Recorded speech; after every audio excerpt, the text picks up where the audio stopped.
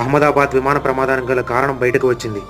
విమానం నుండి flight data recorder మరియు కాక్పిట్ వాయిస్ రికార్డును అధికారులు జూన్ 13 మరియు 16 తేదీల్లో సురక్షితంగా రికవర్ చేశారు. జూన్ 25 నాటికి డేటా విజయవంతంగా డౌన్లోడ్ చేసి విశ్లేషణ ప్రారంభించారు.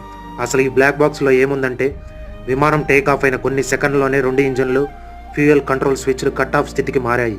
దీని వలన ఇంజన్లకు ఇంధనం ఆగిపోయి విమానం ఒక్కసారిగా పవర్ను కోల్పోయింది.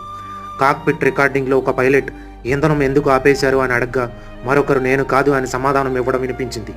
ఒక ఇంజన్ మళ్ళీ స్టార్ట్ చేయడానికి ప్రయత్నించిన సమయం సరిపోక అప్పటికే భూమిని దగ్గరగా చేరుకోవడం వల్ల విమానం మెడికల్ కాలేజ్ హాస్టల్ భవనంపై పడిపోయి విమాన ప్రమాదం సంభవించింది. ఫ్యూయల్ స్విచ్లు ఎలా మానవ తప్పిదంతో మారాయో లేక సాంకేతిక తలకిందుల వల్ల జరిగిందో ఇంకా స్పష్టంగా తెలియలేదు. NTSB, America, Boeing, GE aerospace మంత్రిత్వ శాఖలతో కలిసి భారత విమాన ప్రమాద విచారణ సంస్థ ఇంకా దర్యాప్తును కొనసాగిస్తోంది. ఫైనల్ నివేదిక మరికొన్ని నెలల్లో వచ్చే అవకాశం ఉంది.